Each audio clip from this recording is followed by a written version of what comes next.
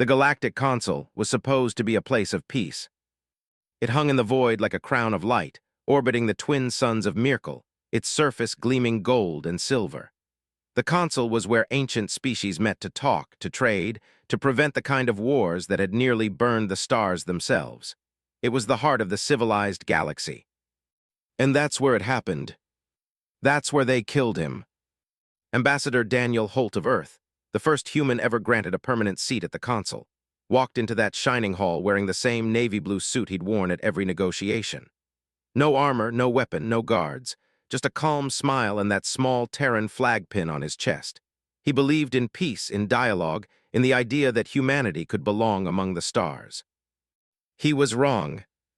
The hall was filled with hundreds of delegates that day. Some were tall and crystal-skinned, others soft and scaled, some floating like mist in containment fields. The air shimmered with alien scents and the hum of translation drones. Everyone was there to discuss trade tariffs on Terran metals. Boring politics. Until someone shouted. A guard from the Yalvar delegation, a species of proud, insectoid warriors, stepped forward and raised his weapon. The blast was a single white streak. It struck Daniel Holt in the chest. He didn't even have time to fall dramatically. He just looked surprised.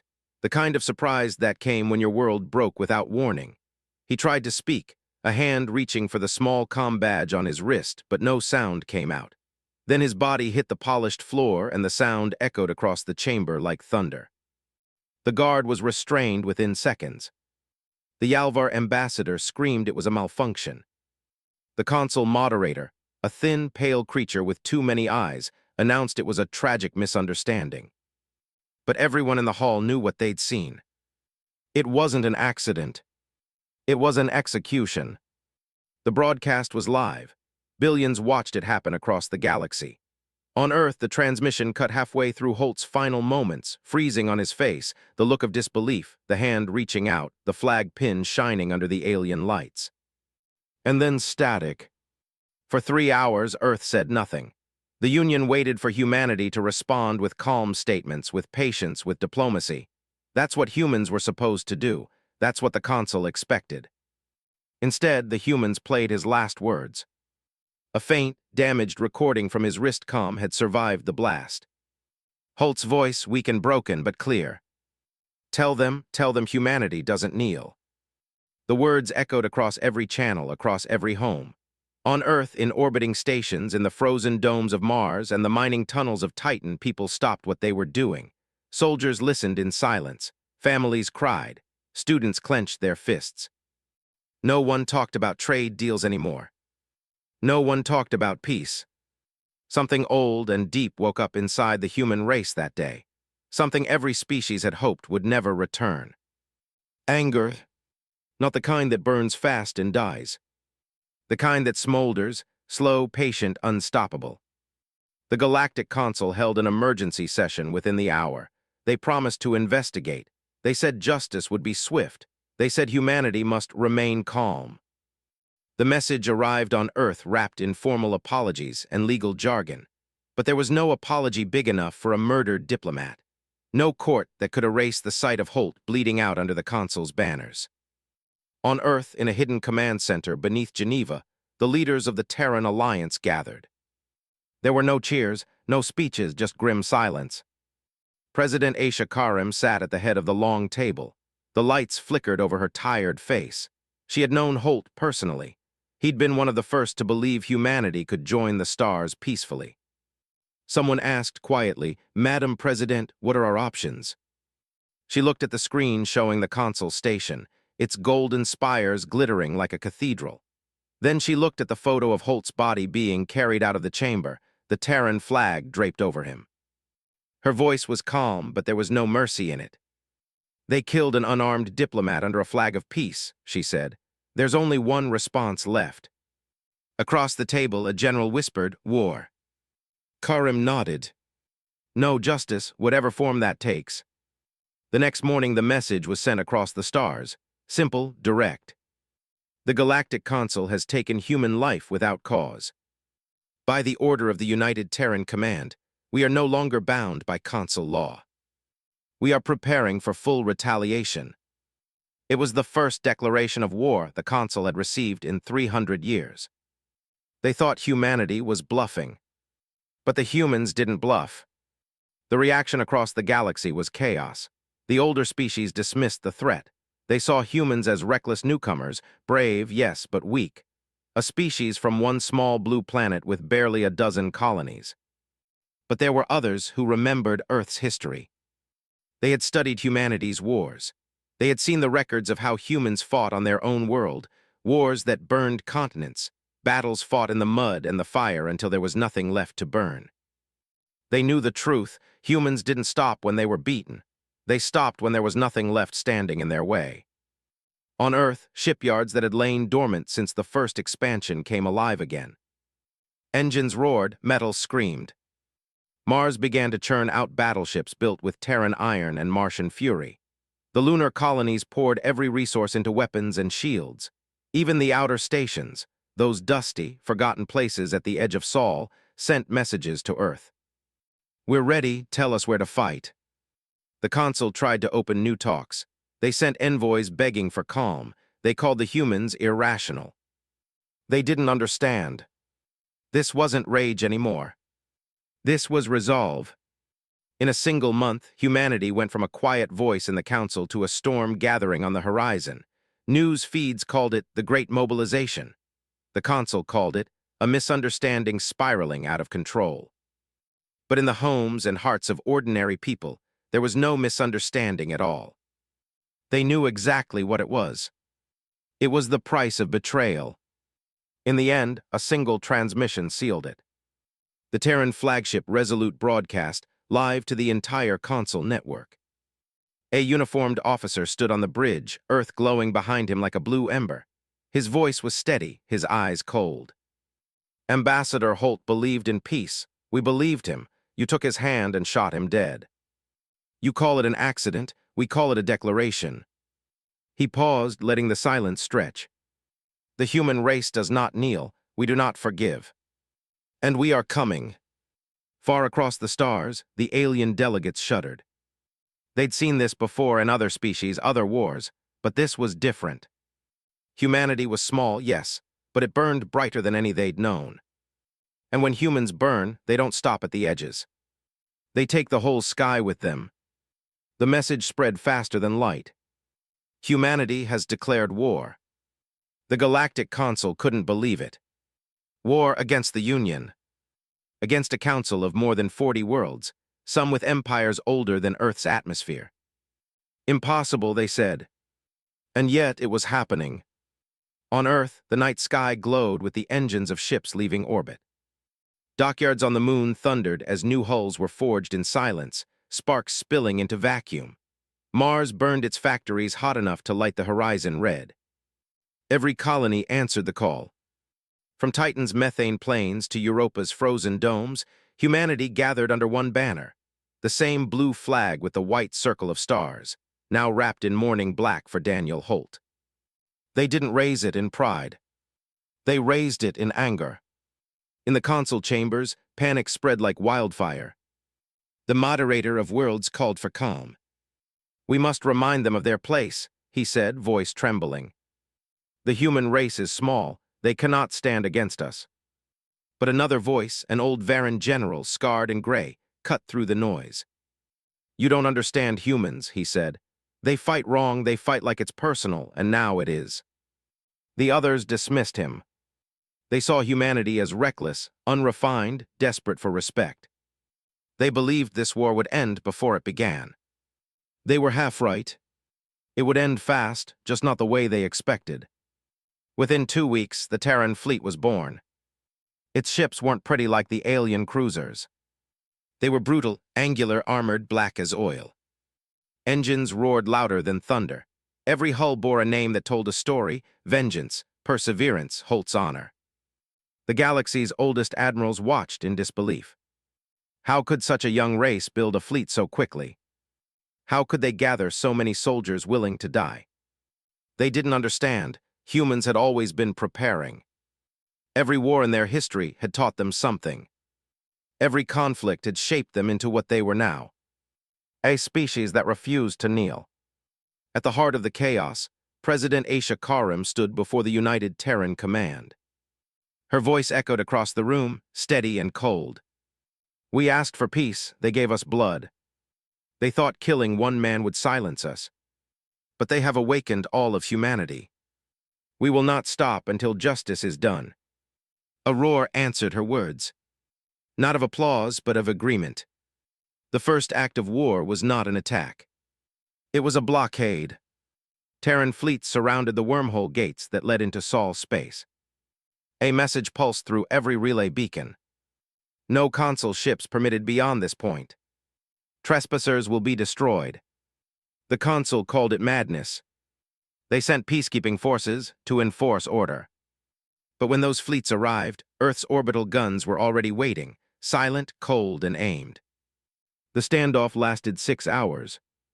Then someone fired. No one remembers who. But everyone remembers what came next. The human ships moved like predators. No elegant maneuvers, no tactical beauty. Just raw, brutal precision. In 27 minutes, the consul's entire task force vanished from Sol's space. The humans didn't broadcast a victory speech. They simply marked the date in their war logs. The first slap. Across the galaxy, alien news channels screamed headlines of disbelief. Human fleet destroys consul armada. Sol system declared a no-fly zone. Some races called humanity brave. Others called them insane. But deep down, every commander watching those reports felt a quiet chill. If humanity could do that in its own system, what would happen when they left it? In a dim consul office, the same Varan general spoke again. You should have listened, he growled. You called them children, but they're not children, they're wolves, and now they've smelled blood. The room fell silent, because outside, among the stars, the human fleets were forming lines, ready to strike. And as the twin suns of Myrkul rose over the Galactic consul station, their light reflected off the approaching Terran ships, turning the sky the color of fire. The stars above Mars burned red that day. The consul called it a peace enforcement mission. 600 warships, 27 species. The largest armada assembled since the Orion rebellions. They came with banners of peace and cannons charged to fire. Their orders were clear. Enter Sol, disarm the humans, restore order. No one expected resistance to last longer than an hour. But the humans were waiting. From the blackness beyond the moon, hundreds of Terran ships emerged. Not sleek, not graceful, just slabs of steel with engines that howled like dying suns. Each carried names that spoke like prayers and threats: Defiance, Liberty's Fist, the Iron Grave. At the center of the fleet was the Resolute, Earth's flagship. Admiral Arya Holt stood on its bridge, staring at the holographic display. The alien fleet filled the screen, like a storm coming to swallow them whole. Admiral, her officer said quietly, we're outnumbered 12-1. She didn't look away from the stars. Then it'll be a fair fight. The alien admiral sent the first message.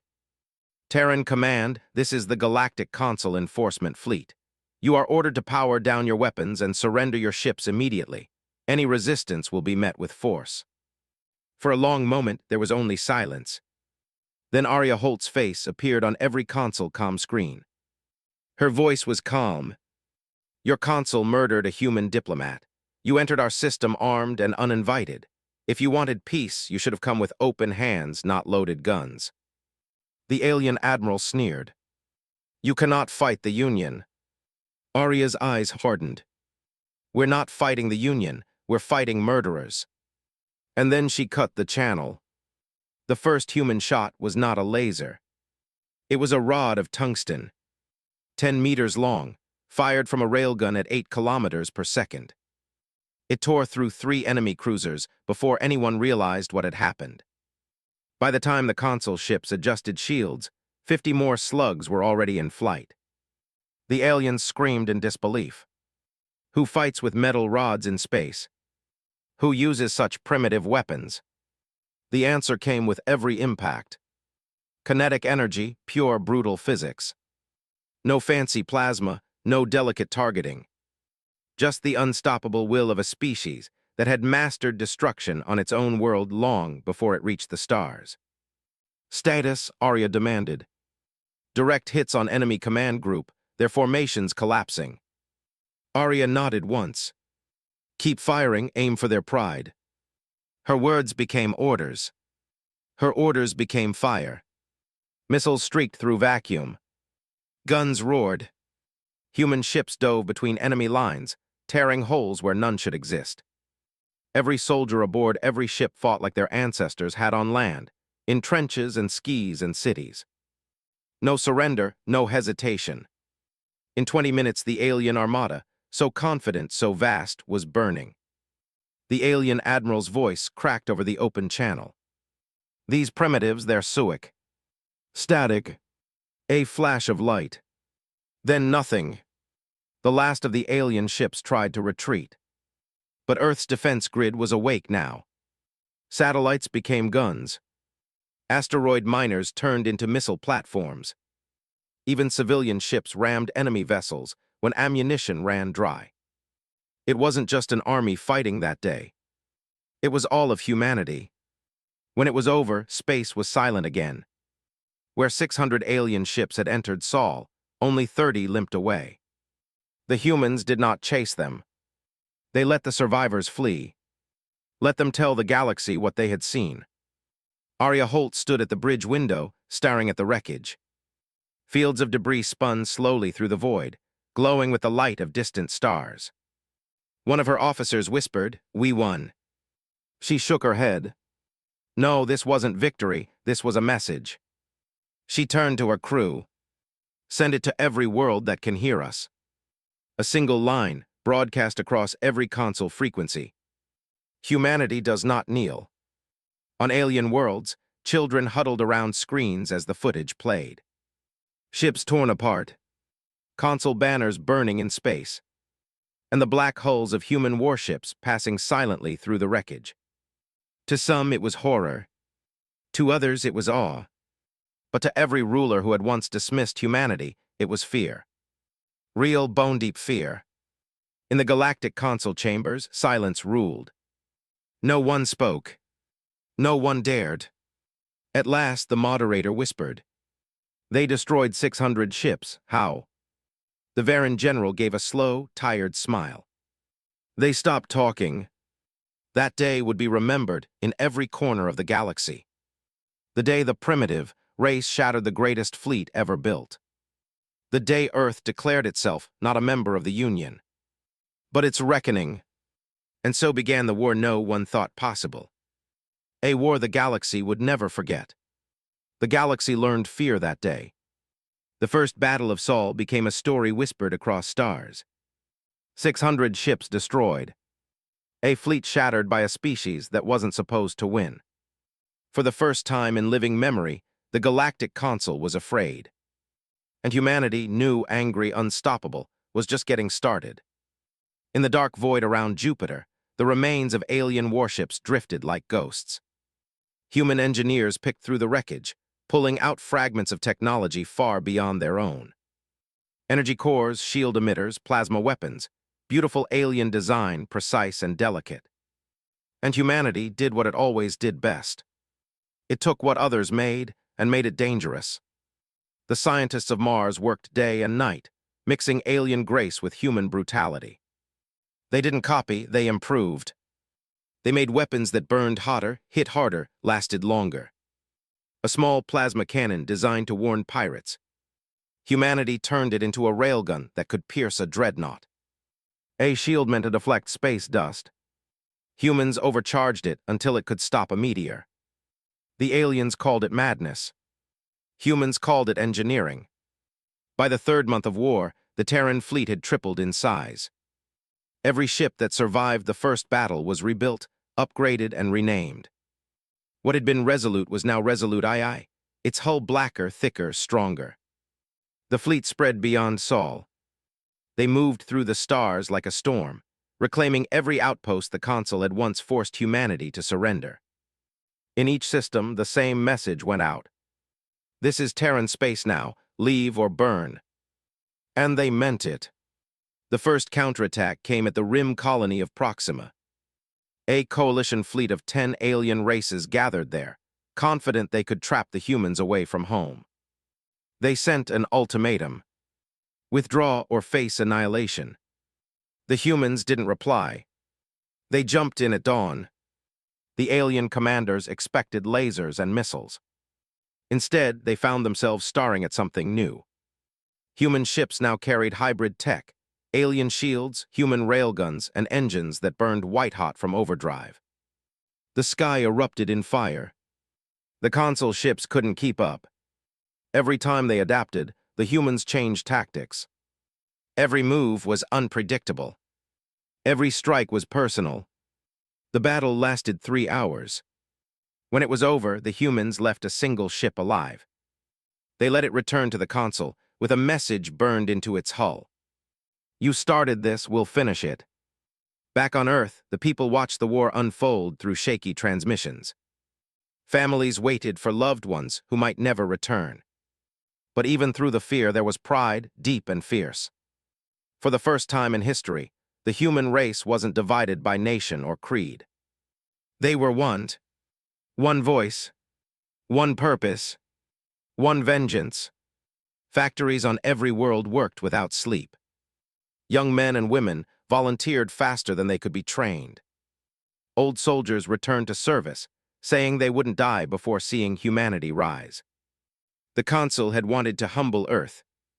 Instead, they had united it. The Galactic Council tried to call for peace again. They offered treaties, reparations, even access to their advanced technology. But President Aisha Karim sent one simple reply: "We remember our dead, we remember our diplomat. You can't buy back what you took." The message played on every console world. To them, it sounded cold. To humans, it sounded right. By the 6th month, human fleets had taken 6 console-controlled worlds. Their banners, the once proud symbols of the Galactic Union, were torn down and replaced by the blue of Earth. The soldiers who landed on alien soil didn't speak much. They weren't conquerors. They were messengers. Every battle told the same story. You can't kill one of us and expect us to bow. In the Galactic Council chambers, chaos reigned. Worlds argued, leaders shouted, alliances broke. The primitive race had done the impossible, turned the might of the galaxy into dust. The old Varan general who had warned them spoke once more. You wanted to teach them their place. You have. It's above us. By the end of that year, humanity had done what no one thought possible. They stood among the stars as equals to the ancient races. Not by words, but by fire. And through it all, one truth echoed across the galaxy. You can reason with anyone. You can trade with anyone. But you cannot break a species that was forged in its own wars. You cannot break humanity. The galaxy was bleeding, and the blood was on the console's hands. 6 months into the war, the old order was falling apart. Worlds that once worshipped the Galactic Console now hid behind their moons, afraid to be noticed by humanity's advancing fleets.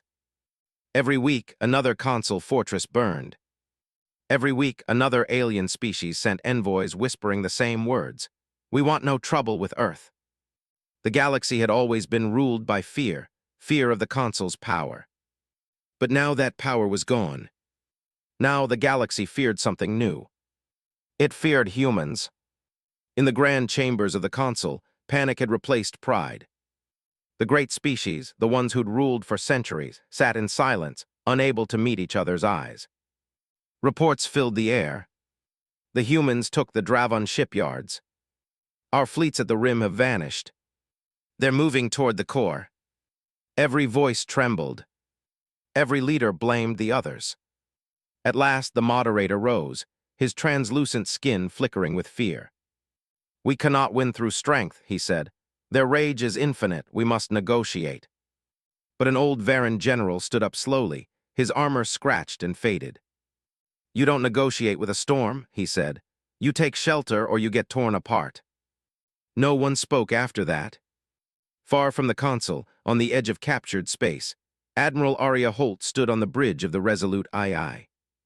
Before her stretched the wreckage of another enemy fleet, metal twisted, drifting through the black.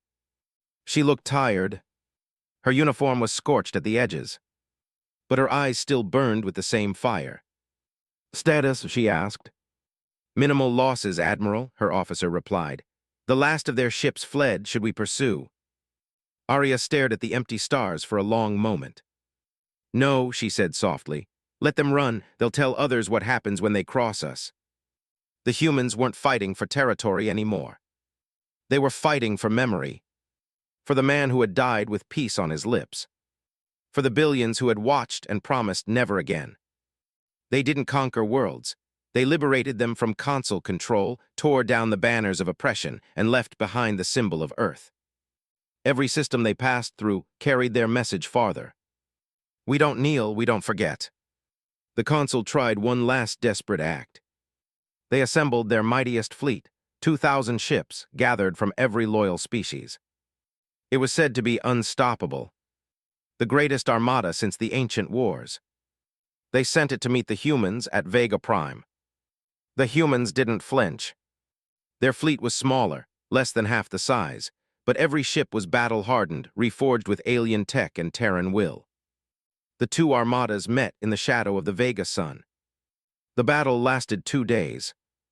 The light from their weapons burned brighter than the star itself. When the smoke cleared, Vega's sky was filled with wrecks. Half the human fleet was gone. But the consul's ships, every last one, were ashes. The war had a new name now. The Reckoning. After Vega, everything changed. Worlds that once served the consul began to rise against them. They'd seen humans win the impossible. And they began to believe they could too. The consul's empire crumbled from within, while humanity pushed forward like iron through the cracks. In a quiet moment after the battle, Arya Holt stood before a memorial wall aboard her ship. Names covered the screen, thousands of them. Every crew member lost, every soldier fallen. Her reflection looked older, wearier. She whispered to the wall, "We're almost there, Daniel. I'll finish what you started." Her voice trembled, but her resolve did not. She pressed her hand against his name, Ambassador Daniel Holt, and then turned back to the war. The consul had wanted to make humanity kneel. Instead, they had taught it to stand taller than ever before. They thought humans would break under pressure. Instead, they grew sharper, harder, unstoppable. A single race born on a small blue world had turned the galaxy upside down. And every alien leader now asked the same fearful question. What happens when the humans are done fighting us and start rebuilding? No one knew the answer. But everyone knew one thing. The galaxy would never be the same again. The war had burned for a year. A year of blood, fire, and silence. Now it was reaching its end.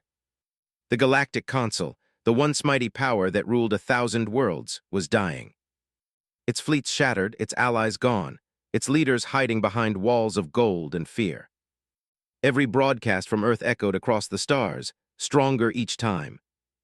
"This is the United Terran Command. The consul murdered our diplomat.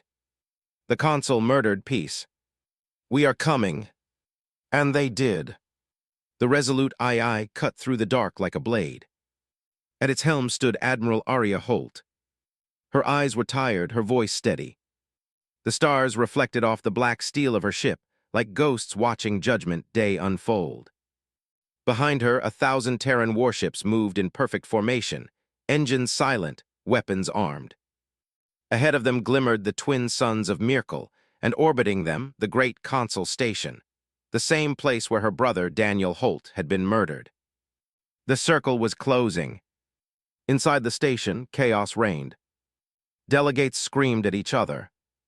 Guards fled their posts. Every escape ship was already gone.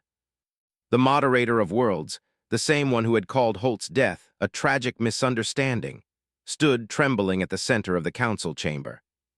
"They wouldn't dare attack the consul itself," he whispered. "No one ever has." A young aide turned to him, her voice shaking. "Sir, it's the humans. They don't care about what's never been done." And then the alarms began to howl. The human fleet dropped out of warp. No music, no warning, no speeches.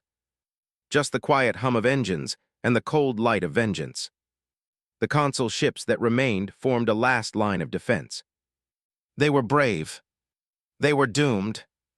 The first human volley tore through them like paper. Every railgun fired at once, the soundless storm of metal crossing space faster than thought. In minutes, the console's defenders were gone. Arya Holt stood on her bridge, watching the station grow larger in the window. "Open channel," she ordered. A hologram flickered to life before her, what remained of the console council. Dozens of alien faces stared back, pale and shaking. "Admiral Holt," the moderator said, forcing calm into his voice, "this is madness. You cannot destroy the seat of galactic law." Arya's expression didn't change. "You destroyed law the day you killed my brother." "It was an accident, a malfunction." She cut him off. "I was there when you called it that. You smiled as he bled. You forgot that humans remember." Silence. Then she said the words that would be remembered forever. "Mercy is for equals. You killed a diplomat under peace flag. You'll get what you gave." And with that, she gave the order. "Fire." The first shot hit the console's defense ring. The second broke through the outer hull. The third and fourth turned the central tower, the Hall of Worlds, into fire. From orbit, the Myrkul suns shone through the debris, lighting the destruction like dawn breaking through smoke. The great console station, the heart of galactic power for centuries, began to die. Inside, the moderator screamed into the comms. "We surrender, we surrender." But no one answered, because surrender was for those who had honored peace once. The console had killed that hope long ago. In 20 minutes, it was over. Where the station had once floated like a jewel, there was now only a ring of glowing dust. The humans didn't cheer. There were no victory parades, no celebrations. Arya watched the debris spin through the void, her reflection faint in the glass. Her officer stood behind her, silent. "It's done," he said quietly. She nodded. "No," she whispered, "it's paid." Back on Earth, the news spread faster than light. People wept not out of joy but relief. They had avenged the fallen. They had proven that even among the stars, humanity's voice could not be silenced. In the ruins of the console's empire, old worlds began to rise again. Species once enslaved by console law now stood free. They looked to Earth not as a conqueror but as a reminder. That courage, once ignited, can burn through anything. On her ship, Arya Holt returned to her quarters. A single hollow photo sat on her desk, her brother, smiling, standing before the console hall years ago, full of hope. She touched it gently and whispered, "You were right, Daniel, we came in peace. They should have let us." The galaxy was quiet now, but in that silence, every world knew. The humans had won, and they had changed everything. The war was over. The galactic console was gone. What had once ruled 1,000 worlds was now nothing but dust circling twin suns. And in that silence, the galaxy held its breath. For the first time in centuries, there was no great council, no voice of authority. Only echoes, only ruins. But the humans, they were still here. Their fleets drifted through conquered space, engines quiet, guns cooling after a year of fire. They had fought harder than anyone thought possible. They had lost more than anyone could imagine. And yet they stood. On Earth, cities that had once burned with fear now glowed with hope. Screens showed the same image across every nation, every colony, every outpost. Admiral Arya Holt standing aboard the resolute II, the stars shining behind her. Her message was simple. There were no threats, no speeches of glory. "The war is done," she said. "The console has fallen. We do not seek to rule what's left. We seek peace, our peace. And we will defend it." Her voice was steady, calm, unshaken. The kind of voice that came from someone who had seen too much to ever tremble again. But peace was not easy. The galaxy was broken, and everyone looked to humanity for what came next. Alien worlds sent envoys to Earth, asking for protection, guidance, or forgiveness. Some offered allegiance. Some offered silence. A few, still proud, whispered that humanity had gone too far. But none dared to raise a weapon, because the memory of the consul's fall still burned in their minds. That silent, merciless moment when humans turned the most powerful station in the galaxy into light and dust. No one wanted to see that again. On Mars, the factories finally went quiet. Soldiers came home, scarred, older, different. Children ran to parents who had been gone for months. Flags were lowered, not in defeat, but in honor. And everywhere, people whispered the same thing. We did it. Not with pride, with awe, because no one had ever done what humanity just did. They had faced an empire that had ruled for centuries, and they had broken it in a single year. Admiral Arya Holt walked alone through the halls of her ship. Every corridor felt heavier now, filled with ghosts. The crew saluted her in silence as she passed, knowing what this day meant. She entered the memorial chamber, walls lined with names, glowing faintly in the dim light. Thousands upon thousands of names, each one a life traded for justice. She stopped before one in particular, Ambassador Daniel Holt. Her brother. Her voice trembled just a little. You'd hate this, wouldn't you? She whispered. You wanted peace. You believed they could understand us. Maybe someday they will. She touched the holographic letters, her reflection merging with his. But for now, they understand this. Humanity doesn't kneel. Across the galaxy, stories spread like wildfire. They said the humans fought with rage that could shake planets. They said their ships were made of iron and grief. They said their leader was a woman who burned stars to avenge her brother. Every world told it differently, but all ended the same way, with awe, fear, and respect. The Galactic War had made humanity something new. They were no longer just another species among the stars. They were a symbol, a reminder that strength isn't measured in fleets or empires, but in the fire that refuses to die. The aliens began calling them by a new name. The Terran Dominion. Not a title forced by conquest, but one earned through blood, pain, and will.